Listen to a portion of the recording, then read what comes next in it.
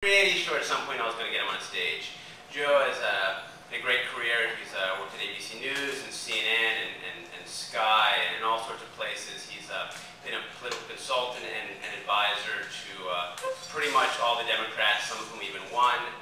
And when I tell you his 6-word memoir, which is not his story tonight, but it's in our most recent 6-word memoir book, you'll probably guess what his most famous job was. Joe's 6-word memoir is asked and answered, asshole.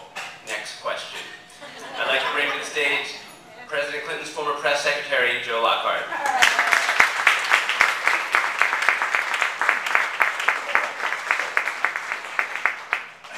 Hello, and for the record, I had high 400s on my SATs combined.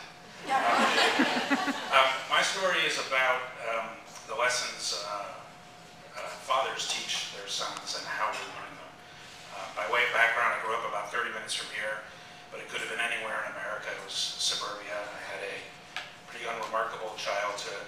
I played sports badly, studied occasionally, stayed out of trouble sometimes.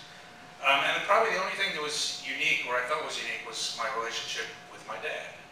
And that was because my dad was rarely around.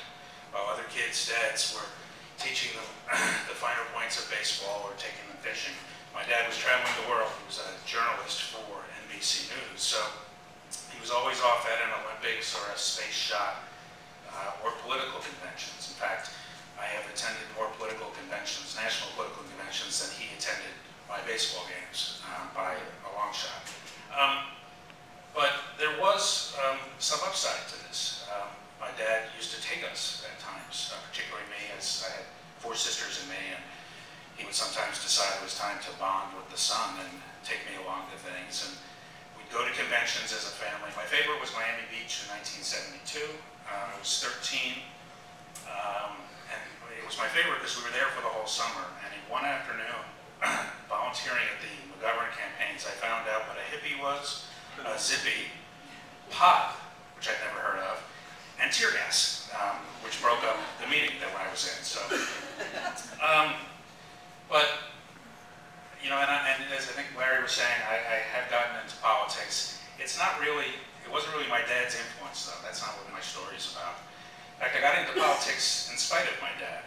I quit school when I was in college because I could, and my dad reacted by not speaking to me for 3 months, and then traveling down to Washington for a summit meeting to find out what I was up to.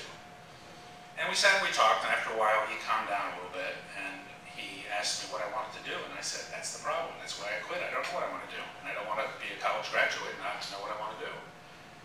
And he said, well, do you want to be a journalist? I said, no, that's what you do.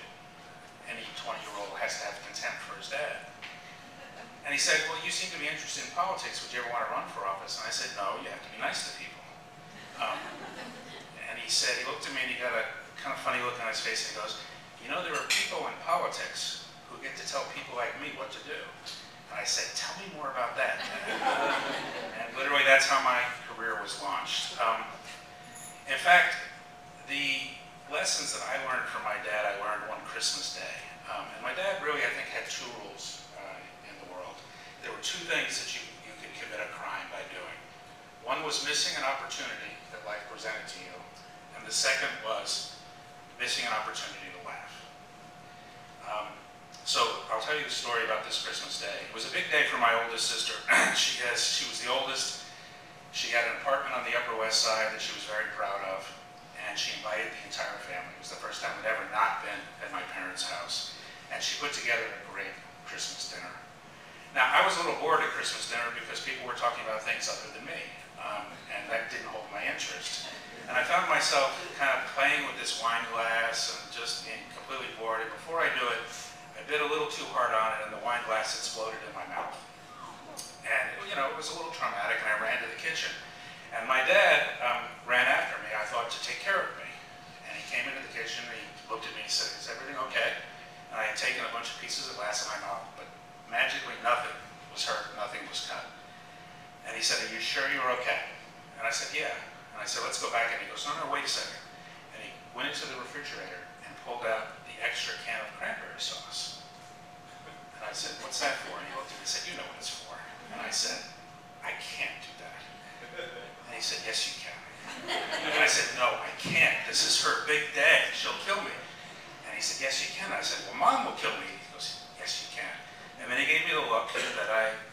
realized I'd gotten many times before and would get many more times, and he said, "Will you have this opportunity again?" So I wandered back to the table, and my father set it up pretty perfectly. He said to everyone there, "Please don't make a big deal. He's really embarrassed and he just doesn't want to talk about it."